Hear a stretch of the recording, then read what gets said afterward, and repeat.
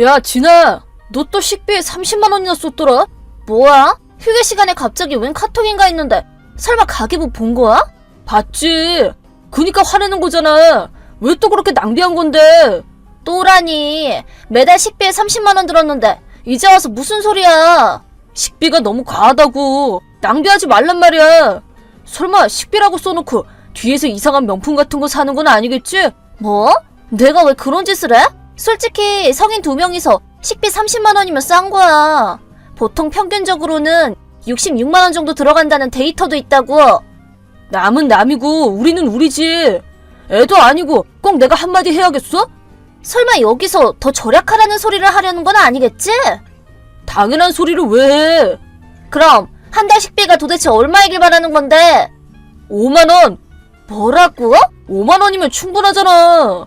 진심으로 하는 소리야? 5만 원을 30일로 나누면 하루에 고작 1660원인데? 진짜로 고작 그걸로 식비가 해결될 것 같아?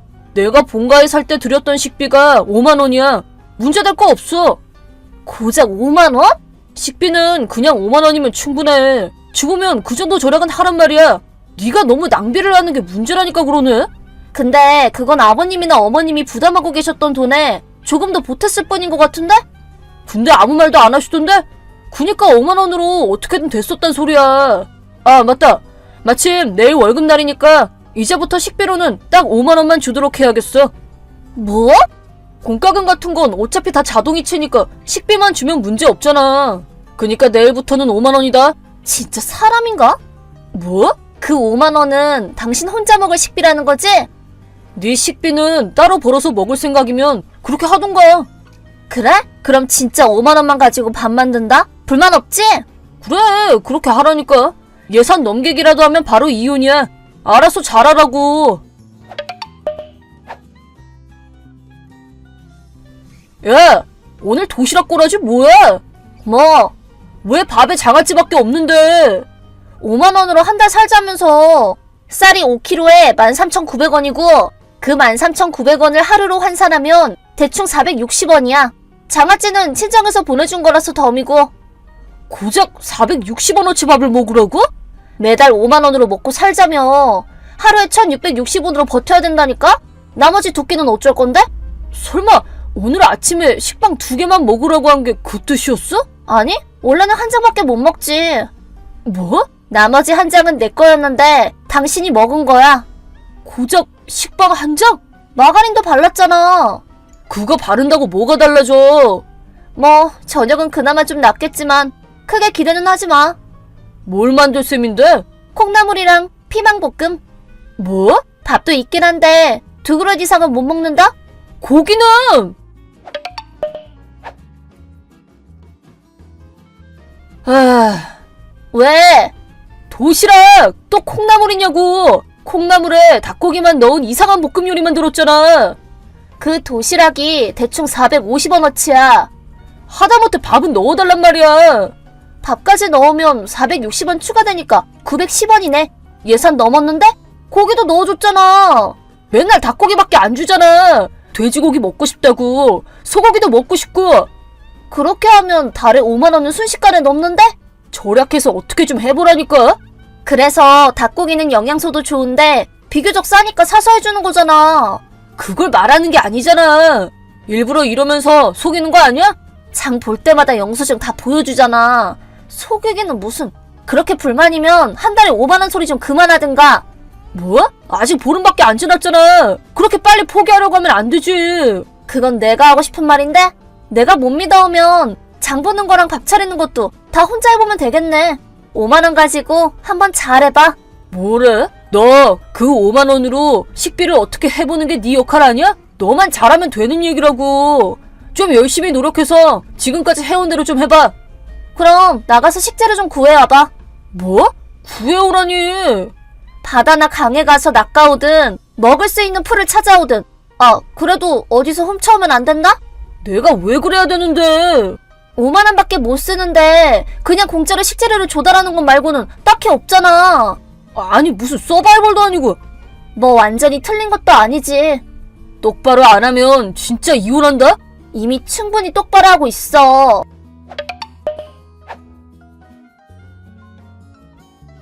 여보, 나 지금 일 끝마치고 돌아왔는데 이 이혼 서류 뭐야? 아, 그거? 오늘 아침에 돼지고기나 소고기가 안 나오면 이혼하려고 생각했었거든. 어젯밤에 미리 준비해뒀지. 하긴 뭐 오늘 아침은 두부에 계란이긴 했지. 그래서 이혼 서류를 놓고 간 거야. 요새는 인터넷에 올라와 있는 이혼 서류 양식을 뽑아다가 쓰면 그만이더라? 참 편한 세상이야. 그래서 당신 지금 어딘데? 고깃집. 뭐? 요새 너 때문에 제대로 된 고기를 못 먹었잖아. 그래서 동료들이랑 같이 고기나 뜯고 가려고. 역시 고기가 최고야. 도시살 존맛! 꽃등심 존맛! 꽃등심이라니. 비싼 것만 골라서 먹네? 그래서 그런지 너무 맛있어. 그래? 그렇게 나온다면 나도 알겠어.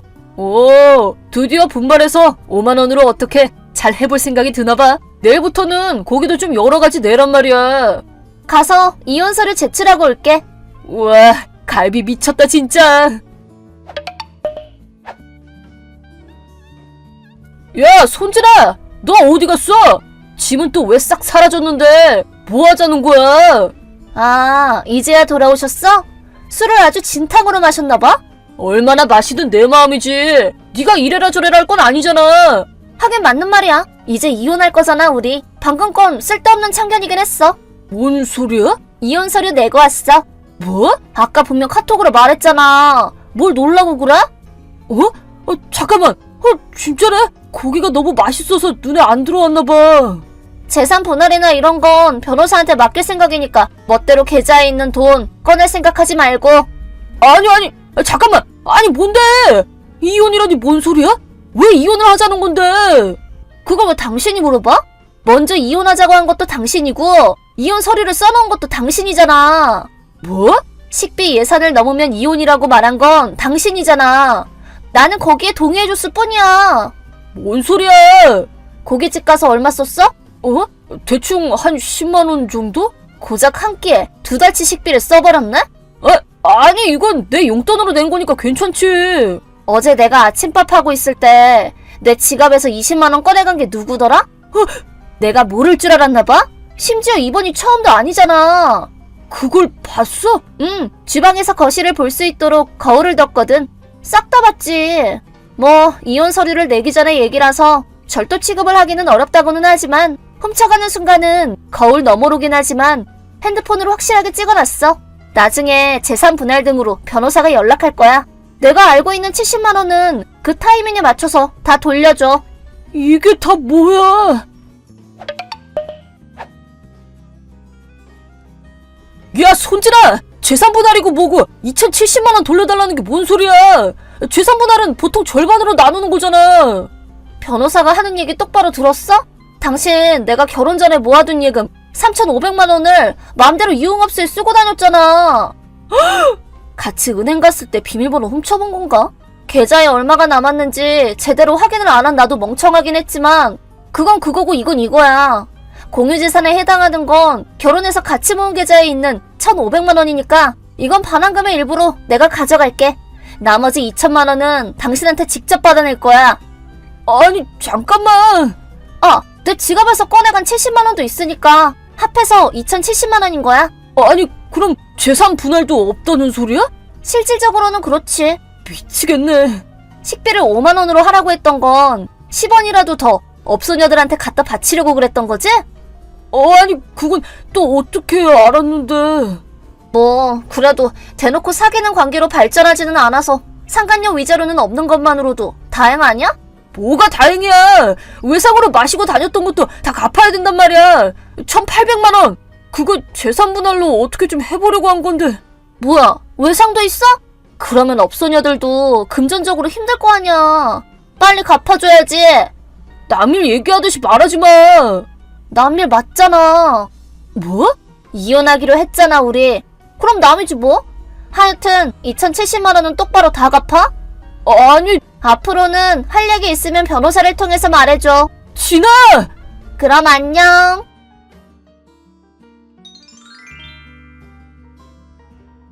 어느 날 갑자기 식비를 5만 원으로 하라고 하길래 뭔가 수상해서 조사를 시작했고 약 일주일 만에 대부분 다 알게 됐습니다. 특히 유흥업소 직원분들이 얘기를 듣게 된 것이 결정적이었습니다.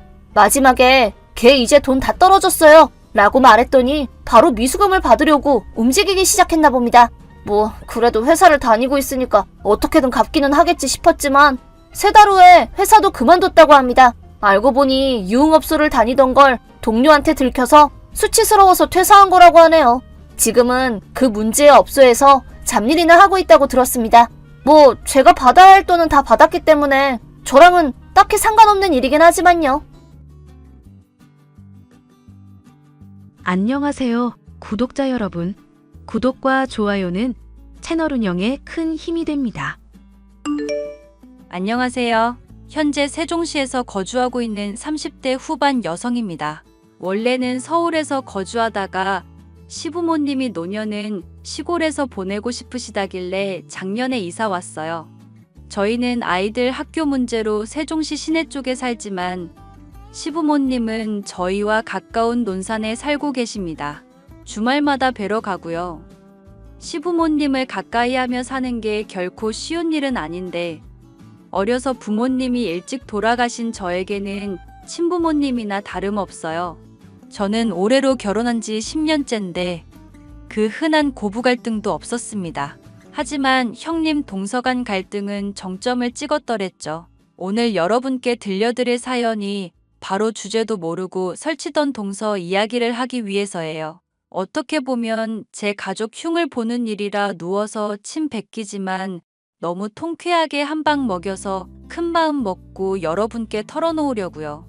동서는 겉으로만 보면 얌전하고 참한 천생 여자 스타일입니다. 하지만 속은 천년 묵은 여우 같아요. 왜인지는 모르겠지만 저랑만 있을 때면 항상 돌변하곤 했거든요. 저야 워낙 남한테 싫은 소리 못하고 뭐든지 그러려니 하며 넘기는 성향이 있어서 많이 참고 살았었는데요. 선을 넘은 동서가 제 심기를 건드리는 바람에 크게 한 방 먹여버렸습니다. 어떤 사연인지 궁금하시죠? 지금부터 제 이야기 들려드리겠습니다. 어머니, 이번 주에 도련님이 여자친구 데리고 온다면서요? 음식 준비 안 해도 돼요? 서로 불편하게 음식 준비는 뭐 하러 한다니. 네 시아버지 생일 겸 저녁 식사하기로 했다. 나도 이젠 나이가 들어서인지 사 먹는 게 편해. 그렇긴 하죠. 장소는 정했대요? 자기들이 알아서 한다는데 아직 연락이 없구나. 그나저나 지난번에 보낸 반찬들 다 떨어졌지? 거의 다 먹어가요. 어머니, 근데 또 안 해주셔도 되세요. 날도 더운데 뭘 자꾸 이렇게 하세요. 이게 다 너희들 먹이려고 그러는 거지. 아니면 돈 보내줄 테니까 사 먹어라. 더운 날에 음식하고 뭐하고 그러는 거 아니다. 에게 어머니는 매번 그러시면서 앞으론 저도 종종 해드릴게요. 장소 정해지면 알려주세요. 그나저나 엄마, 희영이는 재수씨 어떻게 만났대? 찔러도 피 한 방울 안 날 것 같던 녀석이 연애는 또 언제 했대? 병원에서 동료가 소개해줬다나 봐. 가뜩이나 무뚝뚝한 녀석 누가 데려가나 했는데 잘 됐지 뭐니. 그래도 둘째 될 아이가 목소리 하나는 좋더라. 벌써 만나셨어요? 아니, 지난번에 먼저 인사한다고 전화 왔더라. 둘이 잘 만나고 있는 모양이야. 그 녀석 어렸을 때부터 워낙 무뚝뚝했는데 그런 놈을 구워 삶았으니 달라도 다르겠지. 그러게요. 동서 될 사람 궁금해요. 대충 듣기로는 좀 사는 집 같더라. 돈 걱정은 안 해도 될 것 같아. 내가 너희 키우느라 얼마나 고생했게? 에이, 엄마 또 그런다, 크크. 그래서 매번 용돈도 넉넉하게 드리잖아요. 내일은 또 이 사람이랑 낮에 쇼핑 간다면서? 어머니, 내일 백화점 가셔서 옷도 한 벌 사시고 화장품도 떨어질 때 되셨는데 이참에 사세요. 제가 다 사드릴게요. 너 너무 나한테 돈 쓰는 거 아니니? 그래도 나중에 너희도 써야 할 텐데 다 늙은 나한테 뭐 하러 투자하니? 그런 게 어딨어요. 어머니는 제 엄마나 다름없어요. 그러니 해드려야죠. 내일 저랑 맛있는 것도 먹어요. 내일은 일이 좀 한가하니까 일찍 모시러 갈게요. 댁에서 기다리고 계세요. 그래, 내일 보자. 앞서 말씀드린 것과 같이 저는 시댁 식구들과 사이가 워낙 좋았어요. 시어머니와 종종 밖에 나가면 모녀지간이라는 소리를 들을 정도로 가까운 사이랍니다. 물론 지금도 그렇고요. 남편은 대학 시절 만나 오랜 연애 후 결혼하기 좋을 나이에 결혼식 올렸어요. 양가 축복을 받지 못한 이유는 저희 부모님이 어려서 일찍 돌아가셨거든요. 몇몇은 부모 없이 자랐다며 저를 멸시하는 사람도 있었지만 마음 따뜻한 보육원에서 행복한 유년 시절을 보냈습니다. 절 후원해 주시던 분이 바로 시부모님이시고 그게 인연이 되어 남편과 부부의 연을 맺게 되었어요. 그래도 다행인 건 돌아가신 부모님이 남겨주신 재산이 제법 됩니다. 굳이 일을 안 해도 먹고 살 수 있는 정도였어요. 세상에 혼자 남았다는 압박감에 남은 인생이라도 평온하게 살아야겠다 싶어 열심히 재산 불리기는 했습니다. 부동산 투자도 하고 정말 큰 노력을 했어요. 그 결과 32살의 나이에 압구정에 5층짜리 건물을 매입했답니다. 다달이 나오는 월세만 4천만 원에다가 집에서 소소하게 부업을 하고 있는데 그것까지 합하면 한 달 동안 웬만한 직장인 연봉은 벌어요. 아무튼 여유로운 상황에 안주하지 않고 조금씩 제 할 일을 하며 잘 지내고 있었습니다.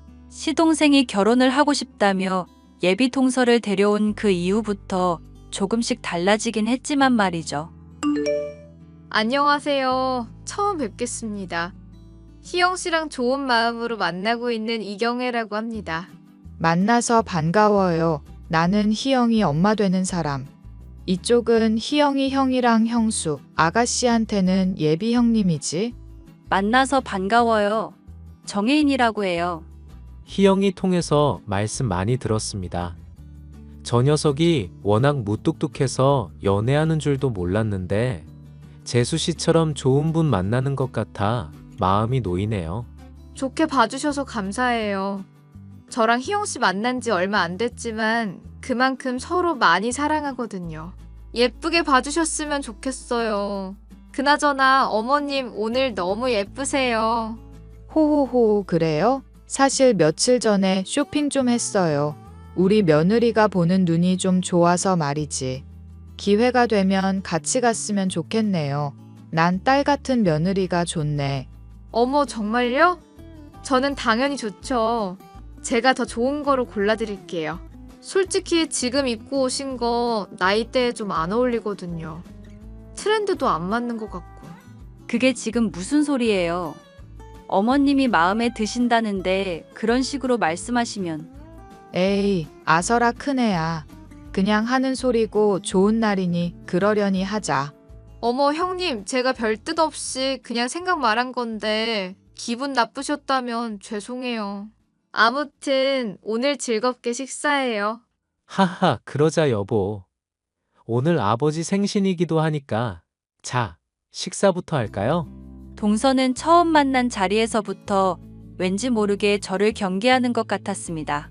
솔직히 시부모님이 평소에 사치를 부리시거나 하는 스타일이 아니세요. 제가 종종 복합상가나 백화점에 모시고 가지 않는 한 옷을 잘 사입지 않으신답니다. 공직에 계셨던 시아버지 때문에 워낙 검소한 생활을 하셨던 터라 시장에서 옷을 사 입으시기도 하고 옷 사는 거에 돈을 아까워하세요. 그래서 모처럼 생신이기도 하고 기분 전환도 할 겸 명품 옷을 선물해 드렸거든요. 그런데 위아래로 천천히 훑어보더니 저 들으라는 듯이 안목이 없다는 둥 이상하다는 뉘앙스로 말을 하는 게 아니겠어요? 순간적으로 감정이 상해버린 저는 표정을 감출 수 없었습니다. 하지만 자리도 자리인 만큼 성질을 죽일 수밖에 없었고 그렇게 어색한 첫 만남이 이루어졌답니다. 밥 먹고 카페도 가고 나름 즐겁게 지냈습니다.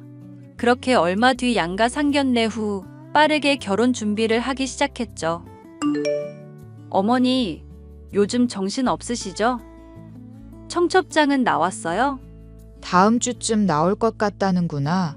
그나저나 해야 할 게 왜 이리 많은지 모르겠다. 둘째 녀석 개인 병원 차리라니까 아직 대학병원에 더 있고 싶은가 봐. 그나저나 유성이랑 진성이는 하원했니? 네. 조금 전에 하원에서 간식 먹고 있어요. 이르게도 왔구나. 아참, 예단을 아직 안 받아서 그런데 혹시 큰애 너 받고 싶은 거 있니? 우리야 뭐 받아도 그만 안 받아도 그만이긴 한데 그쪽에서 워낙 꼭 받으라고 사정을 하지 뭐니. 에이, 제가 왜 받아요? 다 어머님. 아버님이 받으셔야지. 글쎄다. 갖고 싶은 것도 없고 친척들한테 돌릴 입을 정도면 되겠는데 굳이 과하게 뭔가를 주려고 하니까 부담스럽구나. 하하. 어떻길래 그래요? 아니, 말 맞다나 이불 세트 10채 정도 사고 그렇게 비싼 거 사는 것도 아닌데 현금 예단을 3천만 원이나 준다는구나. 그냥 서로 형편되는 대로 애들 잘 살게 도와주면 그만인데 굳이 예단을 해야 한다고 난리를 피워서. 어휴. 그냥 동선의 집에서 하고 싶은 대로 다 하게 두세요. 외동딸이라면서요? 금지옥엽 외동딸이 시집 가는데 하나하나 다 챙겨주고 싶겠죠. 그러니 어머니도 거절하지 마시고 그냥 받으세요.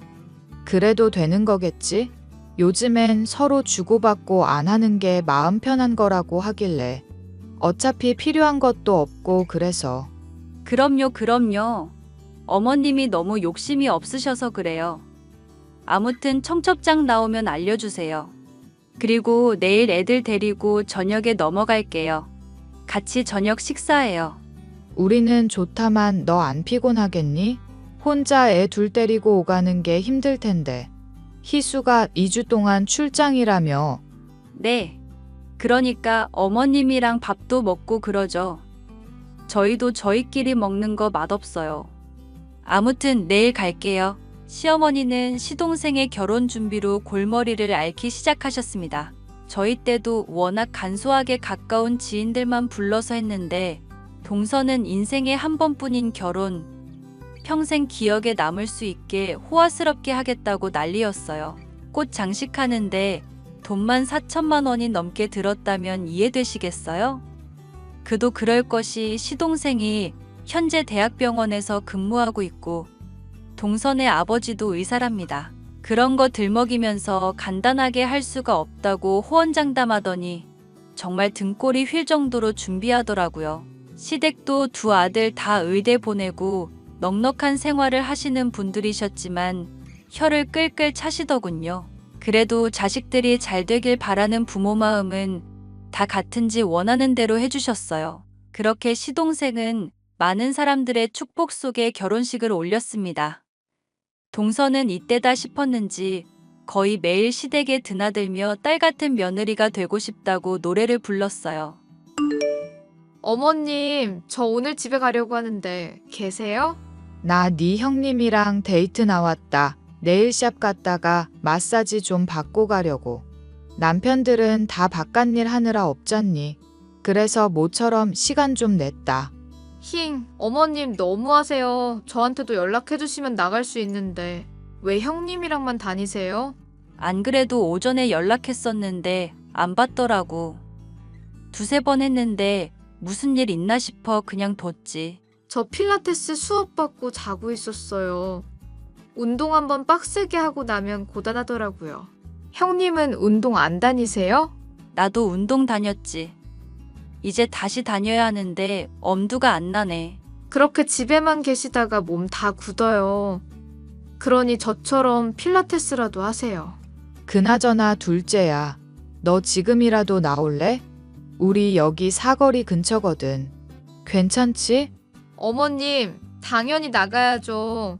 그런 걸 뭘 형님한테 허락받으세요? 아니, 난 혹시나 불편할까봐 그러지. 불편할 것도 따로 있죠. 안 그래요, 형님? 그럼 끝나는 시간에 맞춰서 나갈게요. 어디 다니세요? 사거리에 황금 마사지, 거기 다닌다? 여기 원장이 손님이 좋아서 시원해. 어머, 어머니, 다음엔 제가 압구정에 잘 아는 곳 있거든요. 거기로 한번 같이 가세요. 처음 들어보는 곳인데 이런 듣지도 보지도 못한 잡고 샵에서 받는 것보단 나을 거예요. 동서, 말이 좀 그렇다?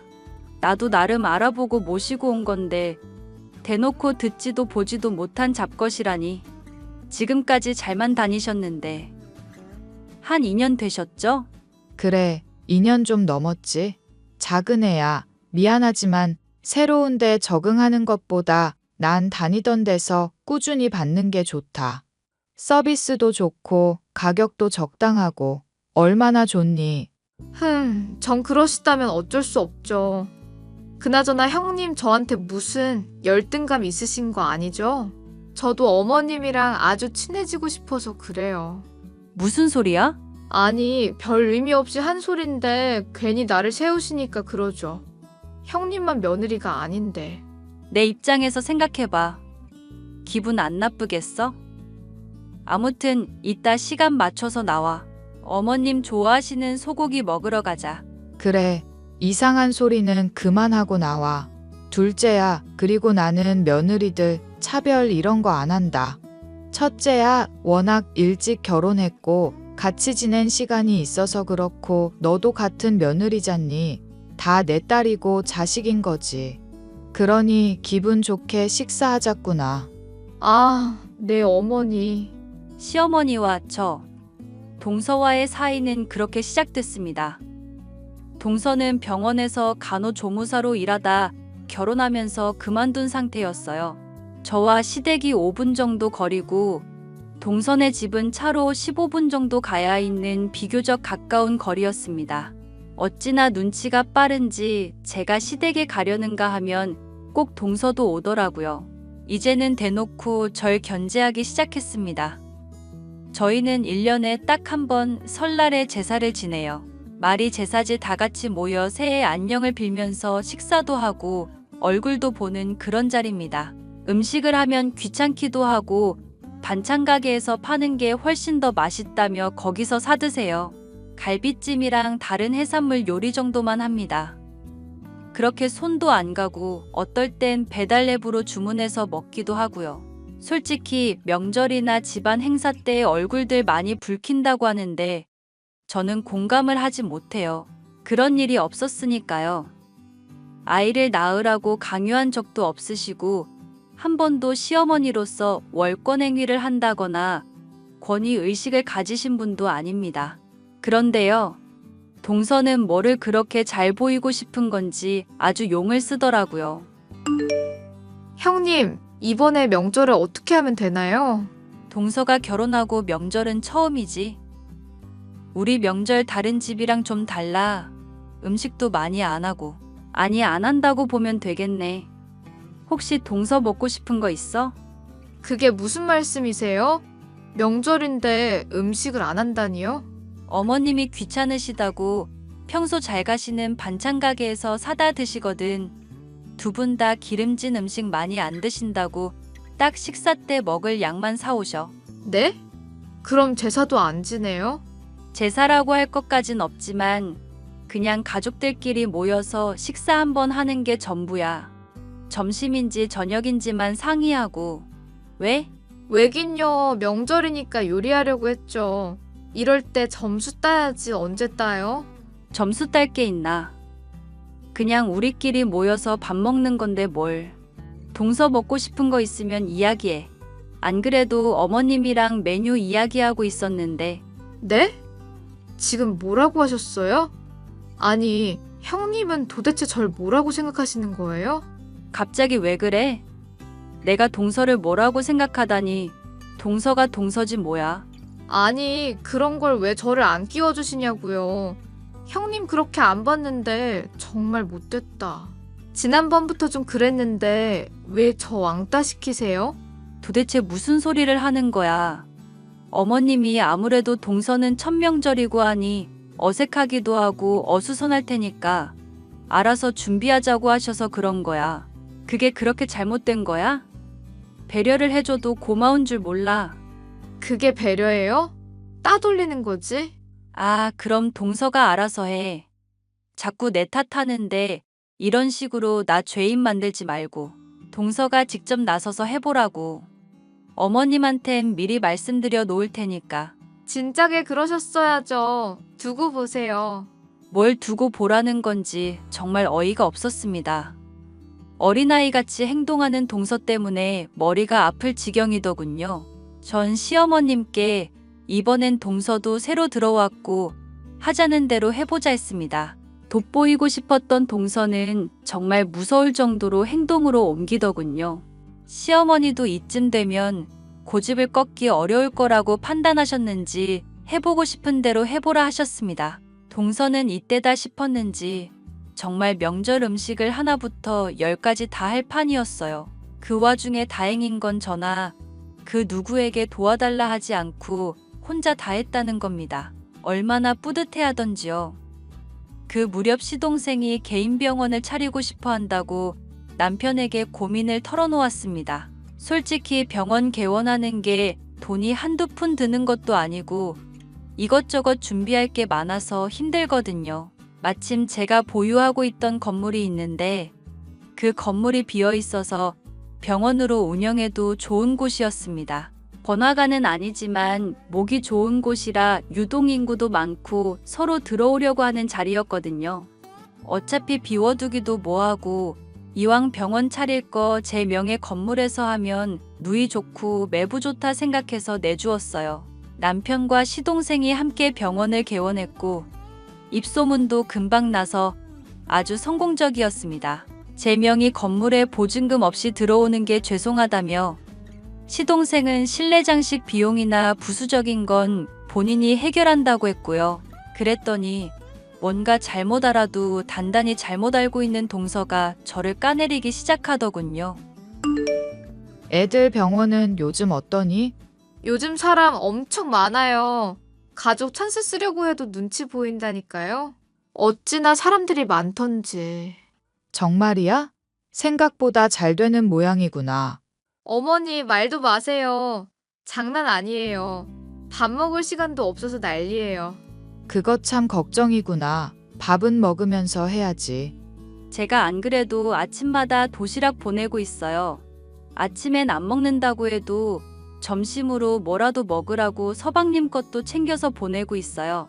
어머, 형님 그러실 필요 없어요. 병원에 조만간 식사 주문해서 먹을 거고 유기농 유명한 업체에 맡길 거거든요. 그러니 앞으로 형님은 신경 쓰지 마세요. 그리고 지난번에 병원 오셔서 그냥 가셨던데 아무리 가족이라도 진료비는 내세요. 작은 애야, 너무 야박한 거 아니냐? 아무튼 나는 모임이 있어서 이만 가보마. 다음에 연락하자. 형님, 지금 뭐라도 껴보시겠다고 그러시나 본데 노력해도 별 수 없거든요. 그러니 헛수고 그만하세요. 뭐라는 거야. 그리고 진료비에 안 내다니? 권리까진 아니지만 난 안 내도 될걸? 어머, 큰일 날 소리 하시네요. 진료 보면 당연히 돈을 내야죠. 무슨 소리를 하시는 거예요? 딱히 내색 안 하려고 그러는데. 그나저나 동서는 요즘 보기 힘들다? 그럼요. 병원장 사모님 됐는데 여기저기 초대받아서 불려다니느라 정신없죠. 형님은 이런 거 잘 모르시잖아요. 그래. 난 애들 때문에 그런 거 초대받아도 신경을 못 써. 그나저나 그 업체 믿을만 한 거지? 나야 손 벌어서 좋긴 한데. 제가 어련히 알아서 골랐겠어요? 확실히 병원장 사무되니까 대우가 달라지던데요. 알아서 다 협찬 들어오고. 그러고 보면 형님은 참 대단하신 것 같네요. 왜? 무슨 뜻이야? 아니, 그냥요. 형님은 과거에 태어났으면 간디였을 것 같아요. 그게 무슨 뜬금없는 소리야. 내가 무슨 간디야? 솔직히 가진 돈도 없고 집도 없고 차도 없고 무소유 그 자체잖아요. 금수저 아주버님 물어서 애 낳고 살림하면서 사는데 아무것도 없는 거죠. 응?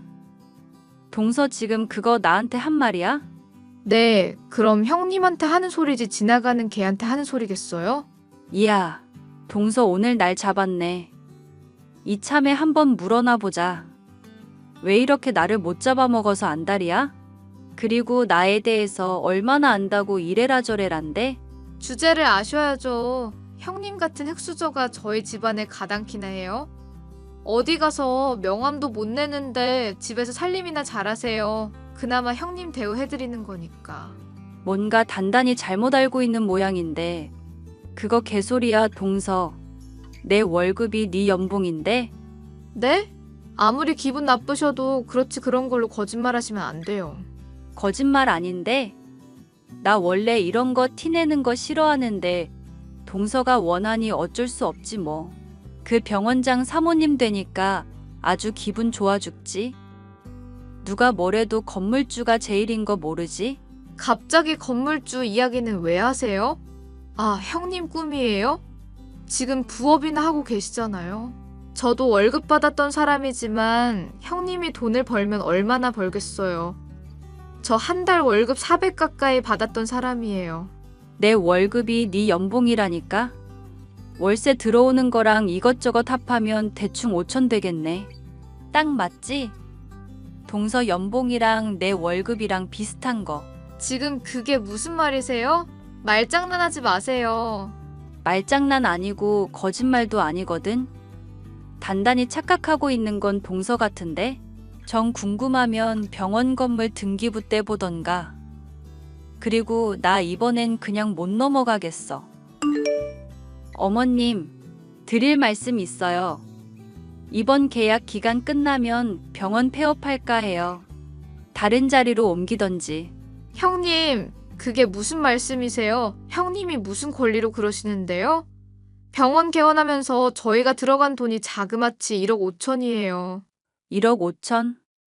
대신 보증금 안 받고 월세도 반이나 깎아서 받는데 당연히 그 정도 비용은 투자해야 하는 거 아니야? 인테리어, 수도, 간판, 집기류 등등은 본인이 부담해야지. 지금 무슨 소리를 하시는 거예요? 당신 지금 무슨 뜻으로 그러는 거야? 왜 재수 씨랑 싸우는 거냐고. 너희 둘 무슨 일 있었니? 저도 더 이상 참고 살 수는 없는 것 같아서요. 동서가 어지간히도 이 집 실세 놀이 하고 싶은 것 같은데 원하는 대로 해주려고요. 제가 가진 건 돈밖에 없어서 융통성을 못 부리지만 동서가 이런 식으로 행동해봤자 좋을 게 없다고 생각했으면 좋겠네요. 지금 그게 무슨 말이니? 똑바로 말 안 해? 동서가 착각하고 있더라고요. 제가 가진 것도 없고 뭣도 없는 거지로 알고 있던데요. 그러니까 없는 사람 취급하고 막대하고 그러지. 제가 집에서 살림만 하고 있으니 만만해 보였나 봐요. 둘째야, 네가 말해봐라. 큰애 말이 사실이니? 너 정말 큰애 무시했어? 아니, 그렇잖아요. 먼저 여우짓한 게 누군데. 그리고 가진 거 없는 집안 출신 주제에 어머님께 딱 달라붙어서. 너 내 형님한테 그게 무슨 말버릇이야? 네 형님이 뭘 어찌했건 말건 네가 이러면 안 되는 거지. 너 병원 차리게 제일 크게 도와준 사람이 형님이다. 그리고 애 둘이나 키우다 보면 다 저렇게 돼.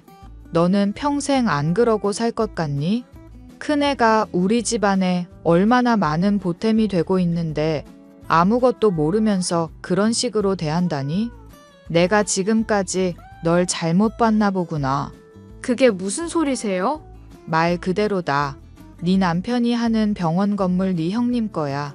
원래 아무것도 안 받고 병원 내주려다가 도저히 무일푼으로는 아닌 것 같아서 병원 개원하면서 희영이가 인테리어는 자기 손으로 한다고 그런 거고.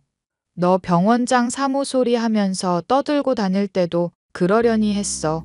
근데 설마 이런 식으로 뒷말하고 다닐 줄은 몰랐구나. 너한테 정말 실망이다. 앞으로 모든 결정은 큰애한테 맡기마. 어머니, 안 그러셔도 되는데요. 당신이 우리 집 가장이나 마찬가지인데. 그게 정말이에요? 아직도 정신을 못 차렸구나.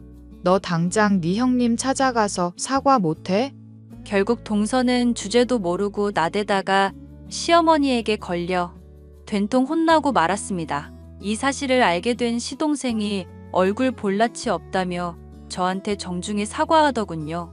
뒤늦게야 심각성을 눈치챈 동서가 처음엔 자존심 때문에 저한테 아무런 말을 하지 않더니 이내 매일 찾아오더군요.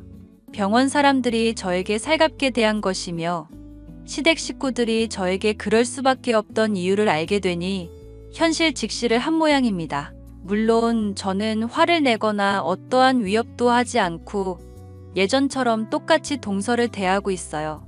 아무튼 그 뒤로 동서는 병원에서 사모님 행세 대신 바쁜 업무과 일을 도와준다거나 환자들을 곁에서 돕고 있어요.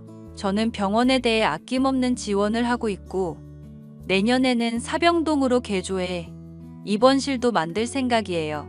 그렇게 몇 년의 시간이 흐른 지금 저는 서울의 병원을 뒤로하고 시부모님을 모시고 세종시로 내려왔습니다. 남편과는 주말 부부로 만나고 있고 혼자 아이들과 시부모님을 챙기는 게 여간 힘든 게 아니지만 그나마 철 좀 든 동서가 한 달에 2-번 정도 내려와 일도 도와주고 해서 조금은 수월하네요. 제가 자신보다 우세라는 걸 깨달았는지 그 뒤로는 한마디도 못하고 기죽어 지냅니다. 제 사연 어떠셨나요?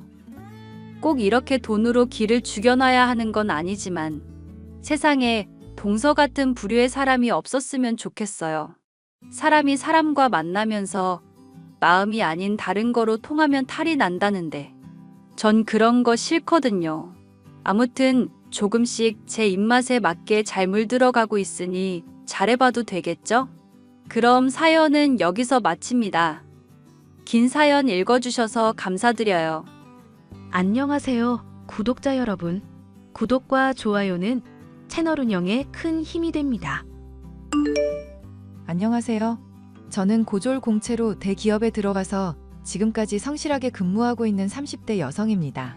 저는 고졸이라는 이유로 숱하게 무시받았어도 한 번도 제 학력을 속인 적은 없었습니다. 제가 가진 능력과 실력을 당당하게 보여주는 것만이 이 사회에서 살아남는 길이라고 생각했거든요. 그런데 어떤 사람은 자신의 학력을 속이고 이득을 취하기도 하더군요. 오늘은 이와 관련된 이야기를 들려드리고 싶어서 이렇게 사연을 보내게 되었습니다. 오늘 프러포즈 정말 감동적이었어. 나도 모르게 펑펑 울었지 뭐야. 내가 오늘을 위해서 정말 많은 걸 준비했거든. 자기가 좋아해줬으면 좋겠다는 마음 하나만으로. 그런데 내 상상 이상으로 좋아해주고 감동받아서 나까지도 울 뻔했어. 자기가 내 청혼 받아줘서 정말 기뻐, 사랑해.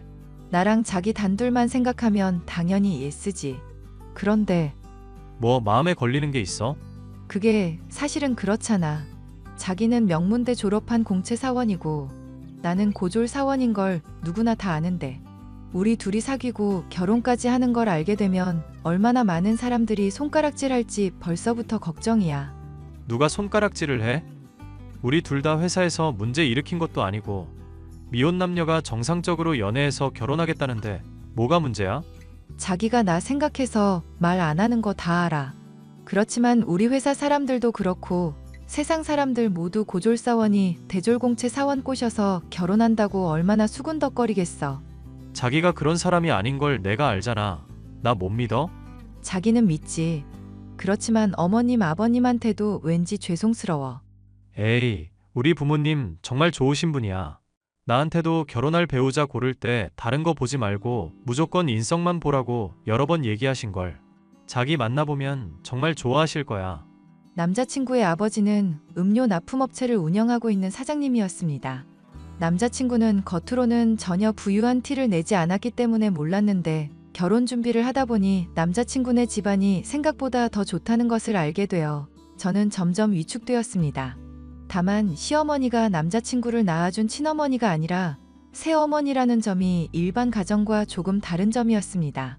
남자친구의 친어머니는 출산 후 얼마 되지 않아 돌아가셨고 시아버님이 현재의 시어머니와 재혼을 한 것입니다. 남자친구 부모님에게 인사드리러 간 날 시어머니로부터 연락을 받았습니다. 아가, 대학을 안 나왔다면서? 네. 고등학교 졸업하고 나서 집안 사정이 어려워져서 바로 취업을 하게 되었어요. 저런, 그 후로도 집안은 쭉 어렵게 사는 거고? 그 이후로는 그래도 많이 안정되어서 그때만큼 어렵지는 않아요. 고졸이어서 사는 게 참 힘들지? 사람들이 얼마나 너한테 손가락질 하겠어. 꼭 그렇지만은 않더라고요. 제가 회사에서 열심히 하니까 그래도 인정해 주시는 분들이 많아요. 네가 하도 불쌍하고 없어 보이니까 네 앞에서 착한 척들 하는 거지. 그걸 인정이라고 생각하다니. 너도 머리가 어지간히 텅텅이구나. 그러니까 주제도 모르고 우리 아들을 만났겠지. 네? 사람이 뇌가 있으면 너 같은 조건에서는 우리 아들은 언감생심, 꿈도 못 꾸는 법이거든. 그런데 너는 양심도 없고 뇌도 없으니 우리 아들한테 꼬리친 게 분명해.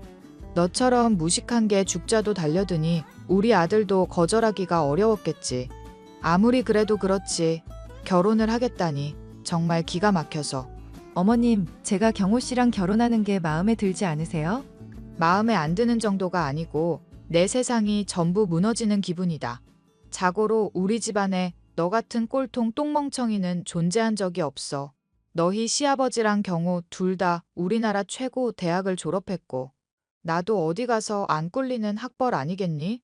참고로 경호 낳아주신 친어머니도 명문여대 졸업생이란다. 그런데 네가 무슨 낯짝으로 우리 집안에 기어들어오냔 말이야. 제가 마음에 안 드시는 게 아니라 제가 고졸이어서 싫으신 거세요? 너 올림픽 경기 못 봤니? 예선을 통과해야 결선이 나가는 거잖아. 고졸이 어떤 의미인지 알아? 인성이고 뭐고 볼 것도 없이 예선 탈락이라는 거야. 네 머리가 멍청하니까 내가 쉽게 설명해 줄까? 고졸은 그냥 인간 실격이야. 이 사회에서 불필요한 낙오자라고. 저도 고졸이라서 불편할 때 많았어요. 경호 씨랑 저랑 소위 말하는 스펙 차이가 크다는 것도 인정하고요. 그래서 저 앞으로 더 노력할 거예요. 결혼 후에 대학도 다시 다닐까 생각 중이고요. 그런다고 네 고졸 타이틀 안 없어져. 네가 우리 경호 인생 발목 잡은 거라고. 시아버지는 제 학력에 대해 아무런 말씀도 하지 않으셨지만 시어머니의 반응은 정말 유별났습니다.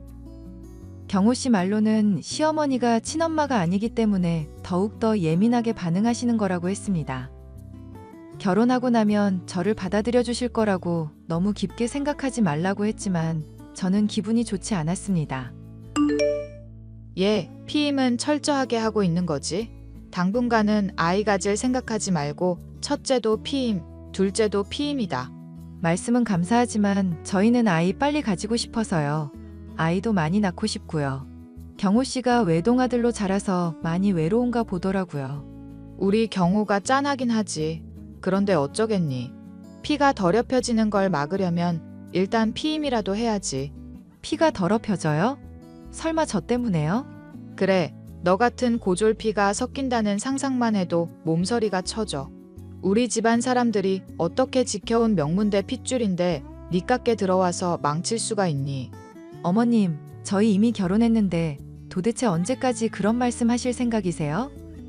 그건 모르는 소리지. 요즘에 결혼했다고 헤어지지 말란 법 있니?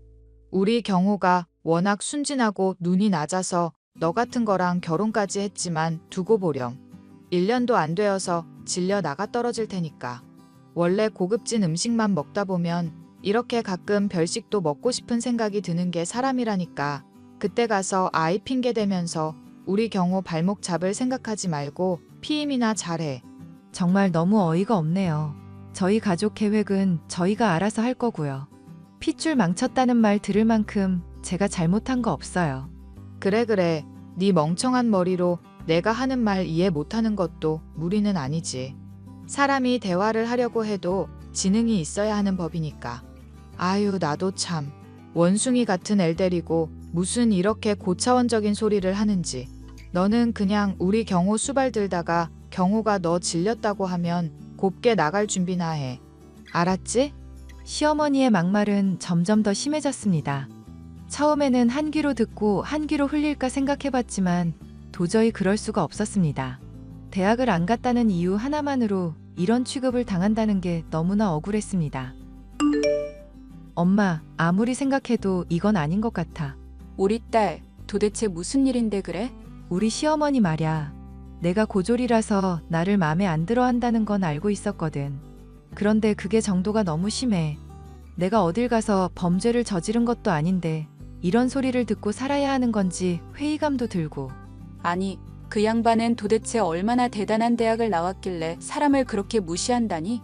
우리 딸이 대학을 안 가려고 안 간 것도 아니고 사정이 있어서 제때 못 간 것뿐인데 그게 뭐라고 그렇게 사람을 무시해? 좋은 대학 나오시기는 했어. 땡땡대학교 국문학과 하면 꽤 알아주는 곳이잖아. 올해 졸업 30주년 되셨다고 학교 가서 기념사진도 찍고 그러시던걸? 나는 대학 안 가서 아쉬운 건 하나도 없는데 결혼하고 시어머니에게 이런 취급을 당할 줄은 정말 몰랐네. 어머, 거기 엄마 고향 후배 경희가 졸업한 곳이잖아. 졸업 30주년이면 얼추 나이도 비슷할 것 같은데? 나랑도 친한 그 경희 이모 말야? 아, 맞다. 경희 이모가 국문학과 다녔던 얘기는 자주 해줬는데 왜 그 대학 나온 걸 모르고 있었지? 경희가 어디 가서 그런 걸 자랑하고 다니는 애니? 대학이라는 건 자기가 좋아서 간 것뿐이라면서 학벌로 자기를 평가하는 사람들을 제일로 싫어하는 걸. 오랜만에 경희 이모한테 연락 좀 해봐야겠네. 대학 때 우리 시어머니가 어떤 사람이었는지도 좀 들어보고 싶고 보나마나 그때도 이렇게 아나무인 잔소리쟁이였을 거야. 이모, 학교 다니실 때 김영순이라는 사람 있었어요? 저희 시어머니인데 학교도 학과도 이모랑 똑같고 졸업연도도 비슷한 것 같아서요. 너희 시어머니랑 나랑 동문이라고? 신기한 인연이구나. 그런데 영순? 딱히 떠오르는 사람이 없는데? 사진 보시면 아마 아실지도 몰라요. 이게 시어머니가 대학 시절 사진이라면서 보내준 거거든요. 이 사람이 네 시어머니라고? 네, 이제 생각나세요? 아, 생각났어. 그래, 맞아. 본명이 김영순이라고 했었지. 본명이라뇨? 그럼 시어머니가 대학 다닐 때는 예명을 썼다는 말씀이신가요? 우리 대학 다닐 때 얼굴이 예뻐서 유명한 김혜영이라는 친구가 있었어. 외모도 빼어난데 성격까지 좋아서 우리 과 분위기 메이커였지. 그렇게 수업도 같이 듣고 동아리 활동도 하고 그랬는데 갑자기 학교에 이상한 소문이 도는 거야. 걔가 사실은 우리 학교 학생이 아니라는 거지. 네? 우리도 아닐 거라고 했어. 어떻게 그런 일이 있냐면서. 그런데 학적부를 조사해보니까 김혜영이라는 학생은 없었어. 알고 보니 걔는 그냥 그 근처 고등학교를 졸업한 학생이었는데 우리 대학에 다니고 싶었다는 거야. 그래서 입학식에 나와서 우리랑 인사하고 같이 수업을 듣기 시작했던 거지. 세상에. 그 사람이 저 사진 속의 사람이에요? 그래. 그 이후로 학교가 한바탕 뒤집어졌고 결국은 본인이 모든 걸 시인하더라. 본명은 김영순이고 우리 학교를 너무 좋아해서 그랬다면서 제발 경찰에는 신고하지 말아달라고 펑펑 울더라. 우리야 그 당시에 어리기도 했고 딱히 금전적인 손해를 본 것도 아니니까 유야무야 넘어갔지. 그런데 그 사람이 아직도 우리 학교 졸업생 행세를 하고 있다는 거니? 게다가 네 시어머니라고? 어떻게 이런 일이 있니? 저를 고졸이라고 그렇게 무시하고 업신여기던 시어머니가 사실은 학력을 속여왔다는 것을 알고 너무 놀랐습니다. 저는 적어도 제 학력을 속인 적은 한 번도 없었거든요. 시어머니는 학력을 속이고 결혼한 후에 지금까지도 명문대생인 척 살아왔다는 것을 알게 되자 너무 배신감이 들었습니다. 이번 추석 때 새벽에 와서 음식 준비하고 너는 날 밝기 전에 가거라. 날 밝기 전에 가다니요? 저는 제사 안 드리나요? 우리 집안은 천박한 고졸 따위랑은 겸상 못해. 신성한 제사상에 부정타게 하지 말고 너는 음식만 해놓고 꺼지도록 해. 얼씨구, 그러면 어머님도 같이 나가는 거예요? 어머님도 고졸이잖아요. 뭐? 제가 요 며칠 정말 많은 고민을 했거든요. 어머님 비밀을 지켜드려야 하는지 아니면 밝혀야 하는지. 그런데 어머님이 절대하는 행동을 보니 굳이 제가 어머님 비밀 지켜드릴 이유가 없다는 생각이 들었어요. 어머님 고졸인 거 제가 다 알고 있거든요. 너 그게 무슨 자다가 봉창 두드리는 소리야? 땡땡대학교 국문학과 졸업생인 날 보고 고졸이라니. 저희 엄마 고향 후배 중에 그 학교 나온 분이 계시거든요. 그분이 전부 말씀해 주셨어요. 어머님이 고졸인 거랑 가짜 대학생인 척 사람들을 속이고 다닌 과거까지도요. 아, 아니야. 나는 분명히 그 학교를 우수한 성적으로 졸업한 사람이라고. 거짓말을 너무 오래 하면 자기 자신도 그게 거짓인 줄 모르는 단계까지 가게 된대요. 어머님은 본인이 그 학교 학생이라고 너무 오랫동안 주변을 속이셨어요. 그런데 어쩌죠? 제가 학적부 조사해보니 거기에는 어머님이 그 학교를 다닌 흔적 자체가 없던걸요. 분명히 뭔가 착오가 있는 걸 거야. 제가 조사하는 걸로는 부족할 것 같아서 아버님께 말씀드렸어요. 어머님 학력 조사해보시라고요. 그러니까 괜히 저한테 해명하지 마시고요. 아버님이랑 차분하게 대화해보세요. 야, 너 그걸 내 남편한테 얘기하면 어떡해? 어머님 입으로 그러졌잖아요. 이 집안의 고졸 꼴통은 필요 없다고요. 저야 처음부터 다 밝히고 결혼한 거지만 어머님은 아예 학력을 속이고 결혼한 거니 문제가 되지 않겠어요? 아버님이야말로 이 사실을 분명히 아실 필요가 있다고요. 건방지고 무식한 것. 내가 이 집에서 쫓겨나면 전부 너 때문이야. 네가 다 망쳤어. 제가 아니라 어머님이 망친 거예요. 처음부터 진실되게 살았으면 이런 일 없잖아요. 아니면 최소한 저를 구박하지는 말았어야죠. 도대체 무슨 생각으로 저를 그렇게 업신여기고 무시하신 건지 이해가 되질 않네요. 앞으로의 일은 아버님이랑 잘 의논하세요. 저는 저대로 잘 살 테니까요. 아버님이 어머님의 학력을 조사한 결과 역시 어머님은 대학을 다닌 적이 없는 사람이었습니다. 몇십 년 만에 밝혀진 학력 위조로 인해 저희 집안이 발칵 뒤집어졌죠.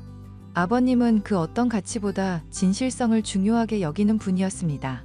신뢰가 깨진 이상 더 이상 결혼 관계를 유지하기가 어렵다면서 이혼까지도 고려하겠다는 말이 나왔죠.